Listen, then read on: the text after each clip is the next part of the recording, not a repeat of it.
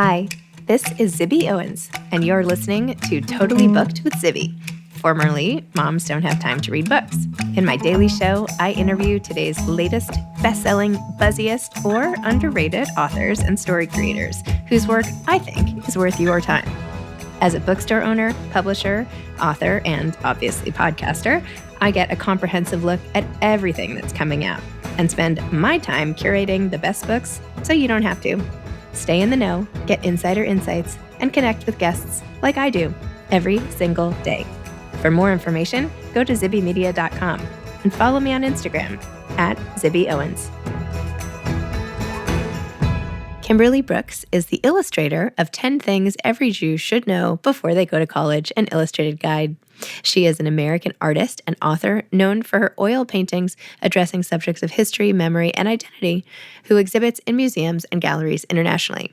Her illustrated book, The New Oil Painting, is a regular bestseller in its category.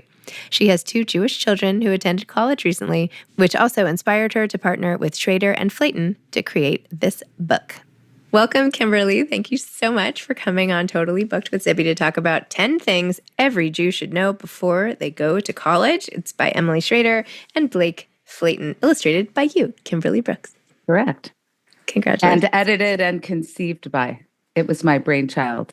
Okay, start from the beginning. Okay, One day you thought about it and just jump right in. How did this come to be? Well, I was promoting a book that I had written about painting. I'm an artist and I work in series. And Judaism has never been my beat, although I am Jewish. And so it was in the middle of the pandemic, and I had this book coming out called The New Oil Painting. And this was basically something that really frustrated me about painting, that many painters don't know the materials that they're working with. So it was sort of like just basic information, like the scaffolding that you should know. So the pandemic happened and I thought, oh no, I'm not going to be able to go to bookstores or art schools or anything. I can't tour, nothing. And it sort of was a crushing, ominous feeling as an author. So I said to my publisher, can we delay the publication of this? They said no. So I said, all right, okay, I'll try this Clubhouse thing. Which was a non-visual medium. And that is sort of like this amazing platform where people could speak almost like a party line. For those of you who didn't experience it during the pandemic, it was the only real true social media where it was completely unfiltered. So you could really hear what people were thinking. They weren't curating their digital portraits. They weren't putting filters on. It was just direct. You could hear what they were thinking. So while I was presenting this book, Hamas started firing rockets into Israel. And so a war, basically a skirmish was breaking out. So I started wandering into the Middle Eastern rooms and all the rooms to find out what was going on. And, when I paint, I listen to music or books. And I thought, so instead I really listened to Clubhouse. It was like CB radio almost, but just with thousands of people talking to each other from all different nationalities and walks of life. And that's when I learned, oh, my goodness, people are telling so many lies about Jews. People and American Jews didn't know just the basics even. I mean, many Jews actually were just sort of learning about what it meant to be Jewish or anything like that. So a lot of people say, oh, I'm an October 8th Jew. I was more like a 2021 Jew. I was a Clubhouse Jew, And so I met these people that knew so much, and I just kept learning more and more, and I became more and more fascinated and interested in the subject. And I thought, there really needs to be a book like the book I wrote for The New Oil Painting, but for Jews, because I have like a couple superpowers. One is that I paint, that's like I'm quite a good painter. But the other one is that I know how to take very complex information and break it down into the smallest, simplest parts. And because I think visually, I make these whimsical drawings that kind of aerate what would otherwise be a dense subject. I mean, I think you've skimmed through the book perhaps, so you know what I'm talking about. So really thorny subjects such as the United Nations or the occupation or UNRWA, and then also just, what it means to be a Jew. They're all kind of very methodically laid out in little bite-sized chunks, like very easy to use information. And at the time that I was working on this book, I partnered with brilliant experts, because I'm not an expert on the subject, Emily Schrader and Blake Flayton. And I had two kids in college at the time, and Blake had just published a piece in the New York Times about his experience. I believe it was at George Washington. Emily had, I had met her, and she was telling me what she experienced at USC with the apartheid wall and this big month-long, carnival they have around it. And I thought, what is going on campus? I mean, as a parent, I have no idea. We didn't experience this as a Gen X kid, I didn't experience it. So I wrote it really for anybody that's going to confront a morass of misinformation, which namely my kids, and everybody's kids. And why didn't you want to put your name on the book? I mean, as more than, not that being an illustrator is by any means not enough, but it sounds like you were much more involved than just that. I'm the editor. I didn't put it on the cover. It's on the inside because it wasn't my field of expertise. So they wrote, I herded the content and made illustrations for it. It would not have been appropriate, I think, Okay. They were the ones that they were the ones that had the knowledge. Mm-hmm. Like I did not ghostwrite or whatever. I would say to them, what do you mean Hamas is using the pipes of water in Gaza for rockets? And that's why they don't have a safe water supply. You know what I mean? Like, yes. I was more like the teaser of information. A lot of people have said, oh, this book should be for everybody. A lot of people that have read the book said, I learned so many things that everybody should know. Why don't you just call it 10 Things Every Jew Should Know? Mm-hmm. And I thought, well, I don't want to compete with Telushkin, that the rabbi who wrote those incredible books. But also that title to me could be brisket recipes. Mm-hmm. The title needed to be acute. Mm-hmm. Because the crisis really is that for many of us is that we are raising our kids in these safe, warm, cozy environments. We're sending them to maybe private school or public school, it doesn't matter. But when they go to college, they're entering a sawmill of misinformation, and it's crept into their history books. It's crept into their curriculum, and now it's starting even earlier. So it's, especially after the last couple of weeks that we've experienced, which is in the aftermath of several attacks on Jews in the United States, like the temperature keeps getting higher. Mm-hmm. And this problem isn't getting better. It's getting worse. So I really think I think it's one of the most important things I've ever done. And I also believe that I'm really excited to report that they're turning it into a textbook for many different temples and schools. And it just, covers such a really wide swath and an important set of information so that Jews, when they do go to college, can defend themselves just intellectually, understand what they're being attacked for and on about, especially when it comes to these really subtle historical subjects such as the occupation and what international law says. So I think it's like it should be in every toolkit for every person going to college or about to go to college and their parents. So what did you learn that you feel like people definitely didn't know for the most part before going to college? Like, what are some of the things that you're like, this obviously I'm going to put in the book? Well, one of the biggest thing was the existence of a refugee agency called UNRWA, mm-hmm. which basically is the only refugee agency that's purpose isn't to settle refugees. It's to just create more refugees. And they get a per head price per refugee. So they're de-incentivized to ever settle any refugees, and that any Palestinian person who identifies as Palestinian living anywhere is considered a refugee. And they raise money through the UN, through our tax dollars, to fund this totally corrupt agency, which has recently been defunded from America anyway, and that money uses rockets to kill Jews. So that kept me up at night. Like, I was like, wait a minute. My money is going to an agency that builds rockets to kill Jews and indoctrinates kids to hate Jews from the time that they're born. So that's chapter 5. It's called The Stick Up. Because people need to understand it. It's sort of inside baseball, but a lot of people that are very well informed, like in the news or whatever, in the beginning, especially right after October 7th, I was like, do you know about UNWA and how it works and how it's different than the United Nations agency? So that was a big one, and it's a whole chapter.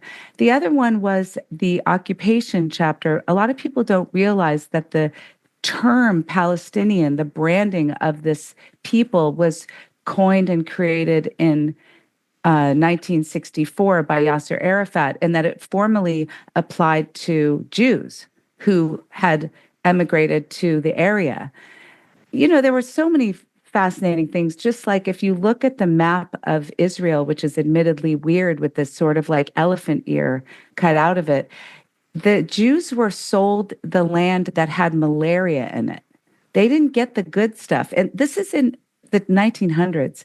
So the map was based on what the land that nobody wanted and that nobody could live in. They got the desert and the swamps, but they deployed their engineering prowess and they turned it into the land of milk and honey. And then that's what also created this huge resentment. Oh, I now want it back, So it wasn't, so there were many fascinating things. And the other thing that I think I was really surprised about was the United Nations and the degree to which the United Nations has become just this twisted, like it started off with good intentions, but it has become this really radicalized, twisted theater of dictatorships that virtue signal, and they push all the eyes away from them by making like a ridiculous proportion of their votes against the evil Israel, which is not true, and it's insane. It's literally insane. It's laughable almost, the United Nations.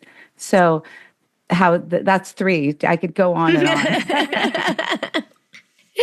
Oh my gosh. Okay, here's my question. Like, what do we do about all of this misinformation, right? It's out there. It looks like it's going into public record. It's in other textbooks. It's, as you said, in the curriculum, as we see all over Instagram and people's, all these parents who are like, look what my kid is being taught and all of that. Yes, there's raising awareness, which your book does beautifully. What else can we do to help this problem before it gets worse? Well, unfortunately, it's going to get a lot worse because in the biggest school districts in America, like the LAUSD, they've inserted this poison ethnic studies curriculum, which is basically a mask, in my opinion, for creating an oppressor-oppressed, narrative. And so they've just voted like 9-1 to not work with the ADL or the traditional. So that means theoretically, the book should be called 10 Things Every Jew Should Know Before They Start Kindergarten. Mm-hmm. Because if you teach a school district that has 600,000 people in it to hate Jews from an early age, it's going to be a disaster. It's already a disaster, I would say. So what can be done is, I want to say this book, it has 590 citations. It is not political. It is not left. It is not right. It's just citations of facts of what the truth is. It's not, it's just not political. So I think that as a shield, and there's a shield on the cover with a Jewish star on it, I feel like it's the one shield that we can offer to protect our kids so that they don't become indoctrinated. There's a lot of grandchildren of Holocaust survivors that are swinging Free Palestine flags because they've been indoctrinated. Ironically, the same indoctrination that was happening in UNWA schools is now is happening in America under the guise of this ethnic studies curriculum. So, and there's a very interesting book that I recently read by David Bernstein called Woke Antisemitism. And it was published in 2022 before October 7th, which makes it all the more remarkable.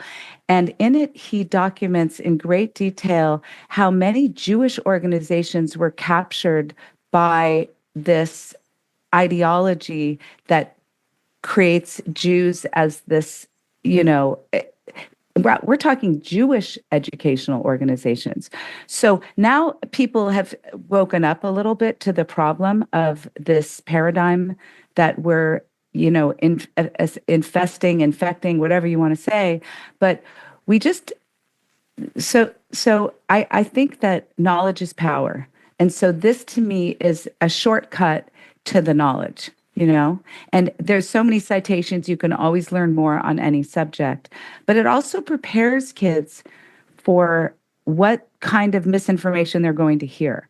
So how to solve the bigger problem is the fact that we're such a small minority. We're never going to be able to protect ourselves from all the libels that MSNBC and CNN, the New York Times, and I mean, every day there's a story that's twisted that puts out there, and every organization does it. Like it's, as I said at the beginning, we just had such a week, and it was a week where so much misinformation was out there. They were claiming that Israeli soldiers were shooting at civilians at a humanitarian site, and then, of course, 2 days later, Molotov cocktails are being thrown on people praying for the hostages' safe return in Colorado. I mean, it's all unacceptable. And when people say, oh, Jews don't have a good public relations strategy, we are so small that it's not really fair. It's asymmetrical warfare, really. So, I never expected to be in this space because I'm an artist and I happen to be Jewish. I've never painted about the subject. I've never, I work in series and I cover all kinds of subjects, motherhood, childhood. I make these large historical landscapes and, but here I am talking to you because the house is on fire. So I think on some level, reform Jewish education has failed. And I think we all need to kind of take stock in that there's too many things that we don't know about our own religion, even. And I think that some of the points that this book touches upon will strengthen our connection, which I think is important. So, like I said, I think it's one of the most important things I've ever done at a very perilous time. So. Well, hats off to you for doing it because it is so helpful. I'm giving this, I have 2 juniors in high school. So they're each getting their own copy and I'll be like, homework, like this is our dinner time quiz as we read it this summer. But we need this. And I think that people are often intimidated because the other has so much information all the time. Right? They're getting fed it like constantly, sound bites, this, and they feel like bullied and ill-equipped. Like, oh, well, I don't have an answer, so I can't engage in this dialogue.